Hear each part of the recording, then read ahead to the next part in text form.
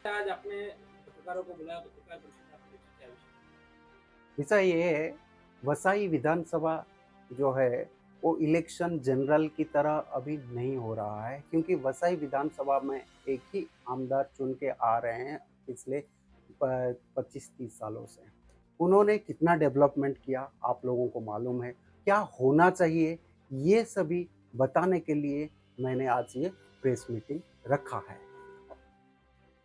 आपने नामांकन भरा है, आपका क्या विजन है और आपके क्या मुद्दे हैं?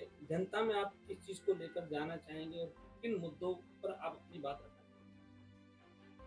जो होना चाहिए वसई वालों के लिए वो अभी तक नहीं हो पा रहा है। जैसे कि आप स्टार्ट करते हैं, हम वसई में जो रहते हैं वो बॉम्बे जॉब करने के लिए जाते हैं। वो लोकल ट्रेन जो है वो वसई से मेन जो ऑफिस टाइमिंग है वो 4 बजे से 10 बजे तक होता है। उसमें वसई से लोकल ट्रेन छूटता है ओनली 8। 4 बजे से 10 बजे तक ओनली 8 लोकल ट्रेन छूटती है, जो कि वेरी एम्बारासिंग है। जो वही टाइम में विरार से 72 लोकल ट्रेन छूटती है। इतना पार्शियलिटी क्यों है? जो जबकि आप वसई के आमदार बहुत सालों से रह रहे हो, इतना पार्शियलिटी होना नहीं चाहिए। मेरे वसई कर ने क्या गलती किए थे जिनको ये सजा दिया जा रहा है? लेकिन ये विषय तो सांसद और क्योंकि रेलवे मंत्रालय जो है वो दिल्ली रेलवे मंत्रालय, एज पर एज रेलवे मंत्रालय इज कंसर्न, लोकल ट्रेन जो होती है ना वो स्टेट गवर्नमेंट रिकमेंडेशन करती है। और अगर ऐसा भी समझ लो, बिरार से 72 चलता है, वसई से 8 चलता है, इसमें लोकल सेंट्रल मिनिस्ट्री का क्या हाथ हो सकता है? वसई से ज़्यादा बढ़ाया क्यों नहीं जा सकता है? दूसरा मेरा मुद्दा, आप अगर बोलते हो मेरा विजन के बारे में बोलते हो, मैंने डिटेल में मैनिफेस्टो बनाया है, इसमें आपको मिल जाएगा। मेनली एजुकेशन के लिए आप अगर वसई विरार की वेबसाइट में जाएंगे तो टोटल जो स्कूल है, गवर्नमेंट की स्कूल है, वो 35 स्कूल है वसई विरार शहर महानगर में। मेरे कंस्टिट्यूंसी जो कि वसई में है उसमें केवल 15 स्कूल है। वो स्कूल 10th तक है कि नहीं कंफर्म नहीं है, 8th 7वीं कक्षा तक है कि 8वीं कक्षा तक है वो भी मालूम नहीं। शिक्षा जिसको हम राशन, सेंट्रल गवर्नमेंट राशन देती है, यानी वो बिलो पॉवर्टी लाइन है, उनको शिक्षा से वंचित क्यों किया जा रहा है? अगर उनको अफोर्डेबिलिटी नहीं होगा तो वो शिक्षा कहाँ से लेगा? प्राइवेट स्कूल कॉलेजेस से ले सकता है क्या? अगर उनके पास पैसा नहीं है, वो डिपेंडेंट है, वो राशन लेता है, तो वो कैसे ले सकता है?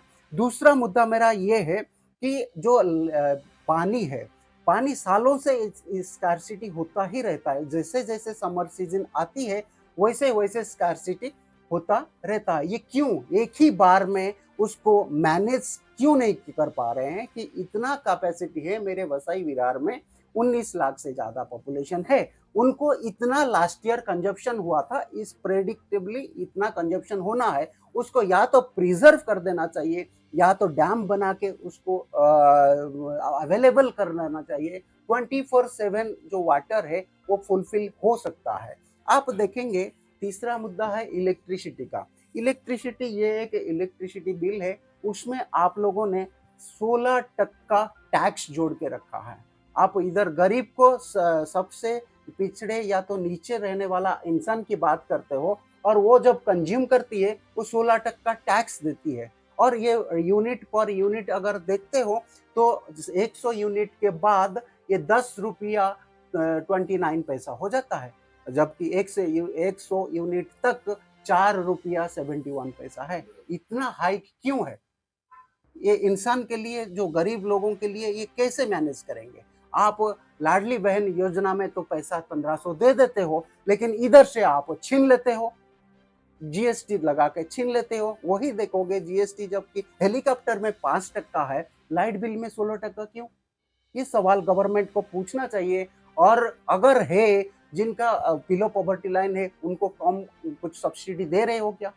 अगर नहीं दे रहे हो ये गलत है। चौथा आप देखेंगे ना, जॉब्स टू ऑल, जॉब एक बहुत बड़ा रिक्वायरमेंट है। एजुकेशन सिस्टम इतना घटिया कर दिया गया है, आपको जॉब मिलेगा नहीं वो इंस्टीट्यूट से अगर पास होके आओगे तो।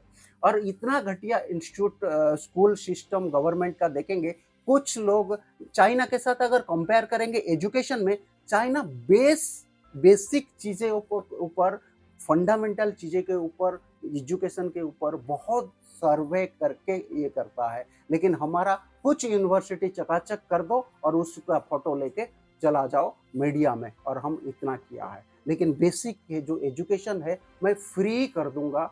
एजुकेशन जो कि या तो आप खाली एडमिशन कर लो स्कूल, आपका जो भी स्कूल है गवर्नमेंट का स्कूल में, ऑनलाइन कोचिंग में फ्री में दे दूंगा। बहुत सारा टीचर्स, जो इंस्ट्रक्टर, जो ट्यूटर है, जो चैरिटी बेसिस में पढ़ाने के लिए, आपको मालूम होगा कोविड में आप ऑनलाइन में पढ़ते थे बच्चे, तो ऑनलाइन कोचिंग दिया जाता था। वही सिस्टम मैं चालू करूंगा, जिसके पास पैसा हो या ना हो वो एजुकेशन फैसिलिटीज पा सकता है, not only for academic but also जो भी ट्रेनिंग करते हैं आईआईटी के लिए, एम्स के लिए, जी नीट, सबके लिए वो अवेलेबल रहेगा। बैंकिंग या कॉम्पिटिटिव एग्जाम, उनके लिए, सबके लिए ये सर्विस अवेलेबल रहेगा। जॉब के बाद आता है इंडस्ट्री के लिए। आपने क्या किया, वैसा ही इसमें इंडस्ट्री है उनके लिए। अभी भी जाओ उनके फैक्ट्री तक, रोड बराबर नहीं है, पानी तो मिलता ही नहीं, और बिजली का तो सिचुएशन ही छोड़ दो, 24/7 बिजली ही नहीं मिलता। एमएसएमई के लिए क्या किया, वो जॉब क्रिएट करते हैं, उनको स्ट्रेंथन करना मेरा मोटो है। उनको अगर स्ट्रेंथन किया जाए, ये जो जॉब टू ऑल का मेरा मैनिफेस्टो में, वो पूरा हो जाएगा। उसके बाद अगर आप देखते हो, हमारा कोर्ट वसई विरार में 19 लाख से ज्यादा पॉपुलेशन है। कोर्ट क्या है, ब्रिटिश जमाने से आप कब से आमदार रहे हो, खासदार रहे हो, कर क्या रहे हो, आपको मालूम नहीं पड़ रहा है कि कोर्ट का इंफ्रास्ट्रक्चर बढ़ना चाहिए, कोर्ट का रेस्पॉन्सिबिलिटीज बढ़ना चाहिए। आप देखोगे कोर्ट में एक दिन में 150, 200, किसी किसी दिन में तो 200 से भी ज्यादा केस लगती है। एक जज वो बोर्ड कैसे पास करेगा, कैसे ट्रायल करेगा, ये बहुत बड़ा मुद्दा है। कोल्ड बिल्डिंग होगा तो ज्यादा से ज्यादा जजेस आएंगे, तो डिस्पर्स जो विक्टिम है उनको न्याय मिलते मिलते 10-15 साल हो जाता है। इसी के कारण, ये पॉलिटिशियन के कारण ये सभी होने वाला नहीं है। अगर आप देखेंगे तो मेरे मैनिफेस्टो में न्यू कोर्ट के बाद आपका गवर्नमेंट स्कूल और कॉलेज, मैंने जैसे एजुकेशन मुद्दा उठाया था, ये जो गवर्नमेंट स्कूल और कॉलेज का संख्या इतना बढ़ जाएगा, कोई भी शिक्षा से वंचित नहीं हो पाएगा। करप्शन फ्री, मैं गारंटी देता हूं मेरा कॉन्स्टिट्यूशन करप्शन फ्री होके ही रहेगा। कोई भी आएगा, जैसे बैंक में काउंटर सिस्टम होता है वैसा ही कर दो ऑनलाइन। ये काउंटर में आपने अर्जी दिया, वो काउंटर में आपका डिस्पोज हो जाएगा। तो ये टाइम पीरियड दे दो, ये टाइम पीरियड में इसको डिस्पोज करना पड़ेगा, येस और नो में उसको रिजल्ट मिल जाएगा।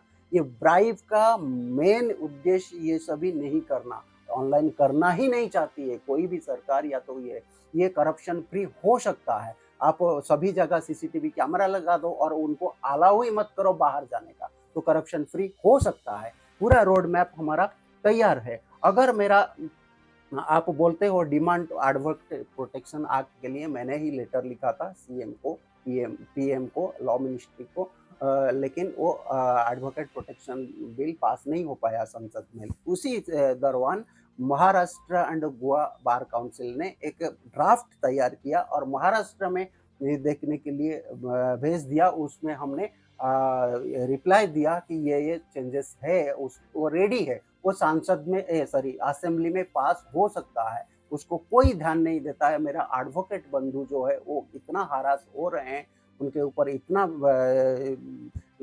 परेशानी है, उनको कोई भी सुनता नहीं और कोई भी समझता नहीं। इसके बाद अगर आप देखेंगे, मेकिंग वेस्ट इंफ्रास्ट्रक्चर आपको मैं दे सकता हूं, क्योंकि करप्शन फ्री हो जाएगा तो वो आ जाएगा।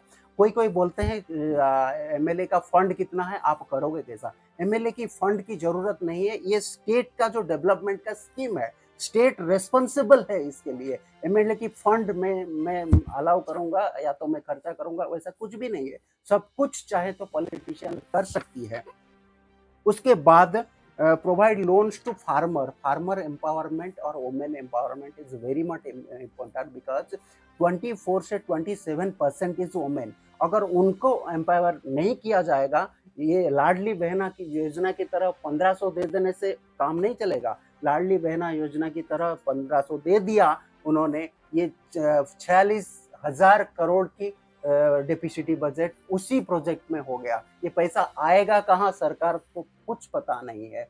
लेकिन अगर वुमेन एम्पावरमेंट के लिए उनको कुछ काम दे दिया जाए, work from home for women, तो उन्होंने घर का काम करते करते कुछ काम कर लेंगे और कुछ काम करने के बाद वो कुछ कमाई कर सकते हैं। 15-20 हजार अगर वो कमा लेती है दिन भर में, तो वो अपना बच्चे के लिए और अपना बच्चे की फ्यूचर के लिए बहुत ही बड़ा कंट्रीब्यूशन होगा। ये मेरा मेन मोटो है और ये हो सकता है। आपने इतने सब आपका मैनिफेस्टो, आपका विजन दिखा बताया। अब जो बात करें चुनावी जो माहौल है, चुनाव लड़ने के लिए एक ताकत जोड़नी होती है और इस समय सभी पार्टियां बड़े बड़े प्रचार प्रसार कर रही है और आप जो है आपका प्रचार कहीं पे दिखाई नहीं दे रहा।